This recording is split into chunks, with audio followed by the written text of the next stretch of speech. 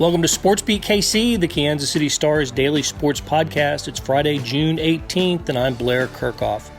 We're talking soccer today, Sporting Kansas City, KC NWSL, Euro 2020, and fantasy soccer with Shaun Goodwin of the Star and Aly Trost, who covers soccer for Sports Radio 810 WHB. By fantasy soccer, Shaun and Aly answer the question, if Americans grew up thinking soccer first, as in other countries, which athletes who went on to star in basketball, football, baseball, and other sports would have been our best national team players? They had fun with that. Hope you enjoy. Let's get started talking with Aly and Shaun. Aly and Shaun are here, as they are every week. It's great to see you guys. Great to talk to you. Let's start today with just a little bit of a look back at the Sporting 1-1 draw with Austin FC on Saturday. I do want to talk about the game, but the very first thing I want to talk about, though, is Aly's experience, her first game as a sideline reporter. How did that go, Aly? It was awesome. It was so fun. I'm really fortunate to work with such an incredible crew of people. When I say crew, I mean crew. Like, there are so many people that make up just one single broadcast, and I'm really fortunate to work with all of them and just had an absolute blast. I mean, that was, a day that I won't forget for a long time, and, wish Sporting could have come out and gotten the win, but, it was a really entertaining game. They had so many exciting chances, and getting, the best seat in the house down on the field was really awesome. So looking forward to my next game. I'll be on the broadcast for this weekend against Portland. Sporting's on the road. And then you can see me back at Children's Mercy Park next Wednesday. So it's all happening, and it's so fun. It's hot. I'll say that much. It is very hot, but wouldn't want to be anywhere else. So really enjoyed it. Yeah, I saw that. I felt for you. We all knew it was going to be your first game on the sideline, and it was well into the 90s on. I wore all black for a reason. Okay. And then the game was it eight extra minutes of stoppage time in the second half? I just saw when the game ended, everybody collapsed. So, but it was an for a 1-1 game, very entertaining. Both teams left a lot of chances on the pitch, but Daniel Shalhoub, Shaun, I mean, the guy, it's just every game it seems like he's doing something to he is, if he's not the comeback player of the year, I don't know who is.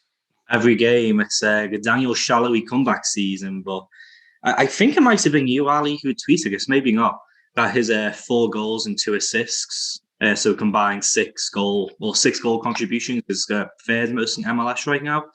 Yep, and that's only behind Chicharito and Raul Ruiz. So 2, of the best in the league, and Daniel Shalhoub is, right up there with some of the best. And Chicharito's got 7 goals, I think. Don't quote me on that, but most of his is coming through goal contributions, while Shalhoub's got a couple of assists on the boards as well. But yeah, no, the comeback season is well and truly going with Blair. I mean, you say that, it was a back and forth game with lots of, chances for both teams. But if you look at the expected goal charts, which advanced analytics, expected goals, obviously you have to watch the game itself. But I just saw it before. Sporting was expected to score in that game 4.2 goals compared to Austin's 1.54. Which, so, Austin scored 1 and 1.54, that's kind of long. But yeah, for Sporting to have an expected goal of 4.2 and score 1, it's one of those games where I think in other games, or if it was another time, Sporting might have been frustrated to let that go. But I think Peter, the players, you just have to tip your hat to Austin's goalkeeper, Stuver. He just, the man stood on his head. Without him, it would have been a 4-1, 5-1 game. So sometimes you can't do anything about a goalkeeper on form, can you? No. Yeah. So what about this habit of falling behind? I mean, how many games in a row now is the opponent scored the first goal? It's at least. See. We're going backwards in time here. You've got Austin, obviously. I'm pulling up the schedule for a quick. San Jose. Seems like the Earthquake scored in the first few minutes. Yeah, so you got Austin, Houston. Houston scored first. That's 2. San Jose scored first, and then Vancouver was 3-0. So that's 3 straight games. And you go before that, lose 1-0 to Houston again, and then the 2-1 win versus Austin, which seems so far away now. That was obviously 2 late goals from Sporting. So yeah, it's not the best. It's good to have a team that obviously has the mentality to come back and win games. And we talked about that with Peter, and Tim Melia and Peter had very different outlooks on it. Tim said he thought the team responded better from when they got conceded against, which obviously isn't, it's not a trait you want to have. While Peter was more along, he thinks that they're dominating games, which, Houston, San Jose, I guess that was really early. Even the most recent Austin game, they dominate and play and then give up a goal against the run of play. So I can see both sides of the argument. But either way, it's a streak they want to break heading into these next 6 games when you look at the games coming up. Yeah, especially with the 3 and 8 days, right? They were on one of those stretches starting Saturday, and they started with a night game on the West Coast. So that condenses the time even more when it's not a Saturday afternoon game at home, but a road game at Portland. It's a tough stretch. I think they've had one of these before, and but seems like there are a few of these dotted throughout the season. The Saturday, Wednesday, Saturday schedule that you got to have. I mean, to get a season in and to work around international events and national events. So that's what they're facing right now. It's not just that, but I remember speaking to Peter right at the start of the season. I think part of the process, or the thought process, was they want to backload the season also so we can get fans back in the stadiums to actually see games, which is another big part of it, rather than having... it's not so much a even schedule throughout, it's definitely a bit more backloaded. Anything that was done just to get fans back in the stadium, to be honest. Okay, and I think KC NWSL's got a busy stretch coming up as well after having last weekend off. They're still looking for the first victory through a handful of regular season games. Their next game is, if I got this right, they're at Portland. Mm-hmm. They're going to Portland too for their next game, and so trying to get them a win, trying to get them a goal, just get them going. And they haven't scored since that 2-2 draw on May 23rd against Houston. So prospects, Aly, for a good match, for a good effort. The fact that their very first game as an expansion franchise was against this Portland team, and I lost 2-1 in the Challenge Cup, and I thought they played okay. I think Amy Rodriguez had the goal in that game. So you optimistic for a result here? Yeah, the biggest difference is that, that Portland team was missing quite a few players due to international duty when KC first played them. And Shaun, I believe Portland will be at full strength if I'm correct on this. I've got a couple of coach calls and stuff lined up for this week, so we'll find out more. But it's going to be a tough match. I mean, Portland's sitting second right now in the NWSL standings. They create a lot of chances. I think they also lead in shots on target and shots total so far this season. So it's going to be a team, that is going to the box. And so that's why my key going into this game isn't to try and, yes, you want to be smart defensively. You want to limit the number of chances that they're able to create, but keeping a team like Portland out of the back of the net for a full 90 minutes, that's going to be tough, especially for a team like Kansas City that's struggled over the Challenge Cup and the regular season to not concede at all in games. So for me, the key for Kansas City, score goals. I'm excited to see Jessica Silva actually put some of her skills on display in some friendly games and, hopefully getting her first minutes out of the way, she's able to get a bit more acclimated. But Kansas City's got to score if they want to, continue. They've hung with a lot of these teams and have been competitive. But if you don't put goals in when the final whistle blows, so that's what I'll be looking for. But it's going to be a really tough contest up there against a really tough Portland team, and then they turn around, come back home, and play the current first team in the NWSL and the Orlando Pride against. So really tough couple of games coming up here for Kansas City. Excuse me.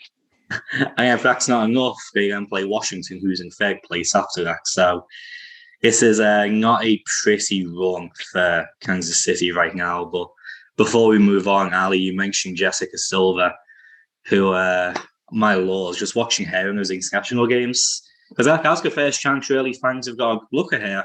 You know, the small stint she put in the Houston game, I feel like we didn't get to fully see what she was capable of. You know, she just, it was her first 15 minutes. She's warming into the game. But those international games, some of the stuff she was trying, oh, Lord. I mean, just audacious nutmegs, taking on players. And that is kind of what Kansas City is going to need, going into these games. If you want to score goals, you need someone who is capable of creating those chances. And sometimes you create those chances through fancy skill work past the player and making an opening. So, yeah, it's going to be a tough stretch. And I think Jessica Silva needs to quickly step up to help his team score a couple of goals. Yeah, we were mentioning the Sporting Kansas City schedule. It's even more condensed for NWSL. They play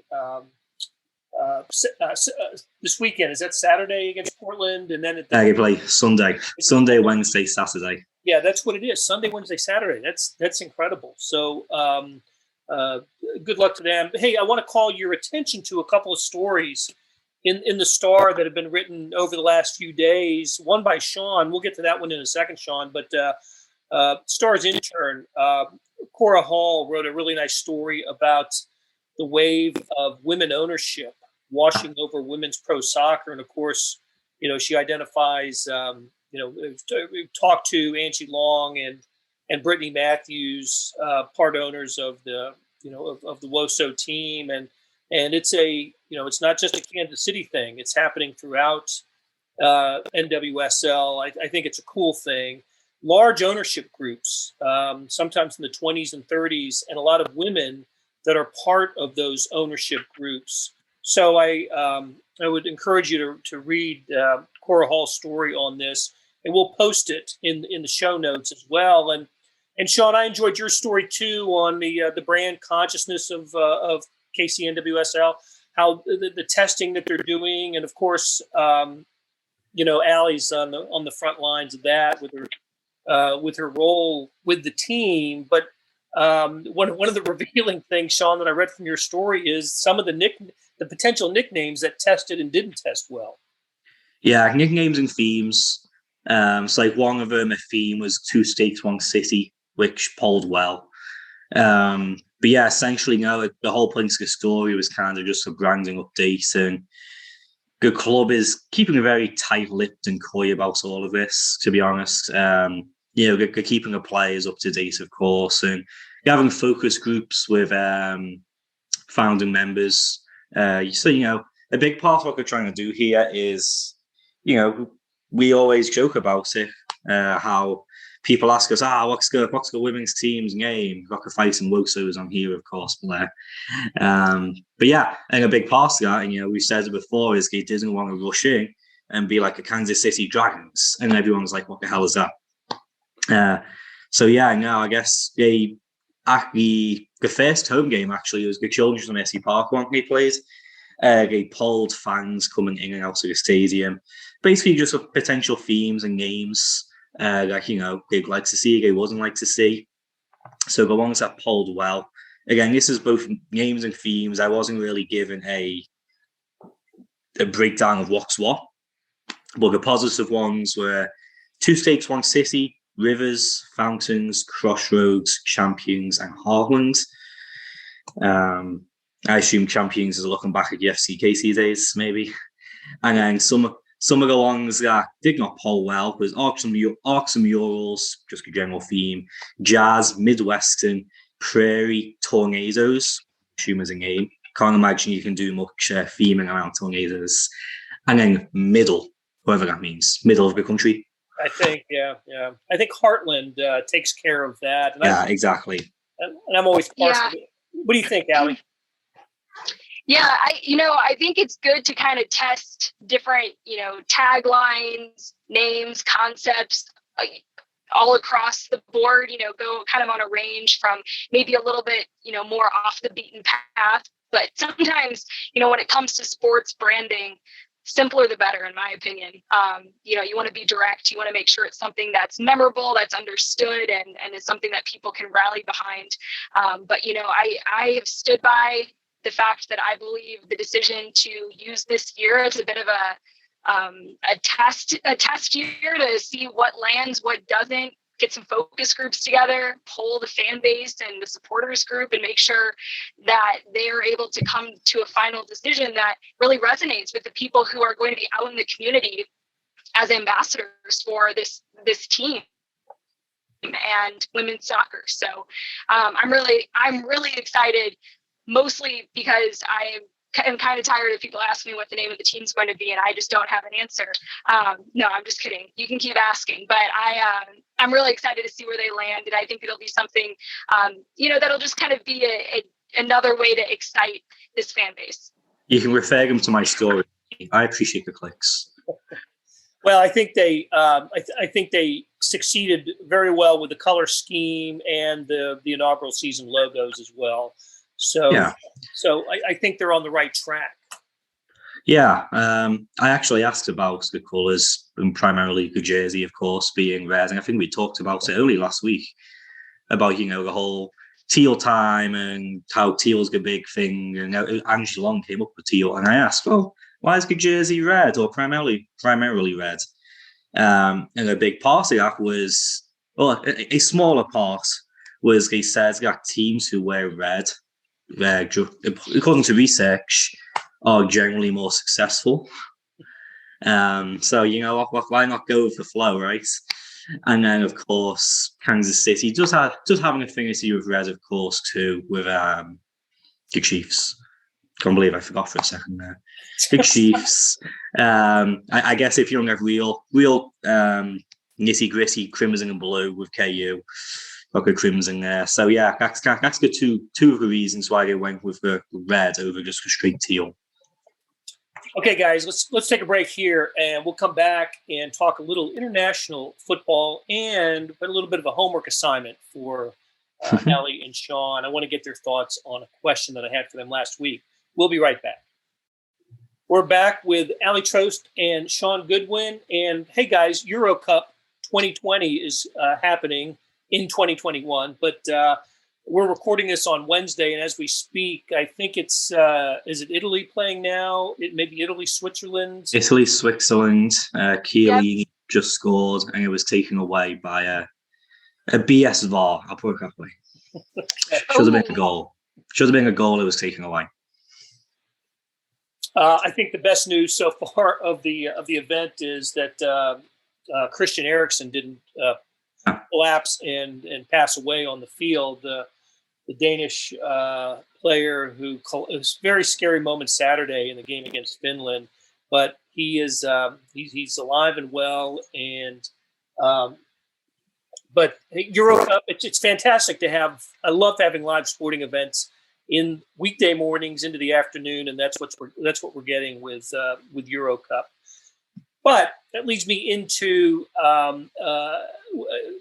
topic that we discussed last week that I wanted to get you guys' thoughts about, just because I so much respect your soccer knowledge and sports knowledge. So I looked this up. In 2002, it was a World Cup year. I did a story where I talked to then Kansas City Wizards about if the United States had a dominant soccer culture like other nations, and athletes grew up thinking soccer first and then staying with soccer through their lives, and not football, basketball, baseball, who might some of the great soccer players in this country, who would they be? So I wanted to update that idea 20 years later with a couple of, like I said, some soccer brainiacs here. So I'll just give you a couple of things that I remember from writing that story that players from the Wizards said, then Wizards. Basketball point guards, they thought, was a position group that would make good soccer players. at the time, Maurice Green had won the gold medal as a sprinter, and he was liked as a forward. And the goalkeeper on my fictitious team was Tony Gonzalez because of his all-around athletic skills and size. So, what do you guys think? If we take this to 2021, what American athletes do you see in football, basketball, baseball, the other sports who might have ended up being incredible soccer players if that's the sport they had stayed with? So going off your question, Shaun, you go first. I know we talked about this off air. In that I'm dumb. I don't listen to instructions, and I did an all-time 11. So am I allowed to say that? Yes, absolutely. Yeah. Right. There's no rules for this. There's no rules. All right, we're going for an all-time 11 here. No one's beating this team. Okay. So we got a 4-3-3, typical to what Sporting KC plays. Starts moving goal. I figured, he's a hockey player. So we've got Jonathan Quick in goal. Obviously, a little bit more recent, but not many great American goaltenders, and he's got his Stanley Cups with the Kings. My centre-back pairing got Kareem Abdul-Jabbar. I mean, come on, he's 7'2". Any corner in the box, he's won it, right? And then next to him, Muhammad Ali, because you need an enforcer. He's strong, he's quick. You're not stopping that pair. Whenever I play sports games, I like a lot of pace on the wings. So I've got Jackie Robinson down my left. Again, I mean, you have to include Jackie Robinson just across all sports, right? Very quick. And then down my right, Carl Lewis, 90s track star out here, right? So Carl Lewis got that speed. My defensive midfielder, my Ilie, my Buzio with the team in the 6 is Deion Sanders. Because again, who else do you want winning balls deep and taking them up the field, right? That's the perfect fit there. And my number 8, Bo Jackson, he can do everything, right? That's who you want your number 8. Back, forth, power, speed, everything. And then going to what you were saying about point guards, Blair, I have John Stockton in my number 10. Because again, he, assuming that his basketball talents translate to soccer, he's going to be playing those passes to those attacking players. And my front 3, a little bit of a St. Louis connection here for you, Ali. I've got Lou Brock on the left. Again, plenty of speed and power. I like speed on the outsides, but he can get in behind. He's got the power as well. Randy Moss on the right wing. He's my Adama Traore of the team. Again, you're not stopping him down the wing. And then Brett Hull up top. Again, hockey, his goal scoring records, his assists. You're not stopping him in the 9. So that's my starting 11 of all-time American athletes. And I don't think you're beating it, Blair. Just saying. It's a fantastic. Look, I don't have a starting 11, but Shaun, I'm a little disappointed because I didn't hear a single badass female athlete in that lineup. And I've got a few. You mentioned point guards, Blair. Diana Taurasi, not just for her athleticism, but the longevity of her career. I want her on my team no matter what. I still stand by Mia Hamm being one of the greatest female athletes of all time. I would have her on my team. I wanted to be her growing up, so got to have her on my team. Again, I don't have every position laid out, but I feel like Serena Williams would make one hell of a center back. I know, in tennis, you're attacking and defending really at all times, but I just feel like with her lateral movement and just, how much of a force she is, she'd be on my back line for sure. I've got plenty of others, but someone like Ronda Rousey, just who's, got that grit in that fight. She's a captain-like player that I think I'd want on my squad. But if we're looking at some of the men's athletes, I've seen Patrick Mahomes kick a soccer ball, and it wasn't the best thing I've ever seen, but he at least had some of that touch there. And the quarterback, like we talked about the last time we did this show, they've got to have that field vision. They've got the whole game in front of them. So I'd put Patrick Mahomes along my back line as well as kind of my captain center back. And we've seen he's got the speed. I mean, we've seen that guy run. So if he's got some good track back ability, I'd probably take him as well. I think if he's someone, that develops in a position and in a sport for a long time, he's proven with the mental ability that he can kind of figure all that out. So those are some of my players that I came up with. Well, I love that. I would add Aly to your list. Even a St. Louisan, Jackie Joyner Kersey. Got to find a spot for her somewhere. And Flojo. Yep. Flojo was an unbelievable athlete, sprinter. So no shortage of them. And Shaun, I loved your thought process. It's funny. Peter Vermees was the one who told me 20 years ago that hockey players, he was looking at hockey players just because of the way the game develops in front of them. And it's most similar to soccer in that way. That and you're right about the point guard. I think Stockton was somebody who was mentioned frequently by the players. Chris Klein was one of them who participated in this back in the day. And anyway, I just had fun with it. And it's kind of fun to think about that. The greatest athletes in Spain and France and Brazil, they grew up Argentina. The soccer is their world, and the great athletes funnel into that sport. It's not the way it is in America, but obviously this country is getting more and more great athletes, both men and women, playing the sport. Next year, Blair, 20 years on from your story, I'll do the same with Sporting KC, and we'll see what we get this time around. There you go. I like that.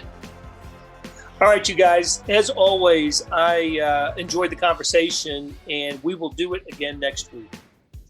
That'll do it for today and this week on SportsBeat KC. Thanks to the production staff of Derek Donovan, Beth Welsh, Monty Davis, Jeff Rosen, Chris Fickett, and Savannah Smith. Tip of the cap to Sean Goodwin of The Star and Aly Trost of Sports Radio 810 for stopping by and talking soccer. Links to Sean's stories can be found in the show notes and on kansascity.com. Hey, got another deal for you. You can subscribe to Sports Pass for 99 cents a month.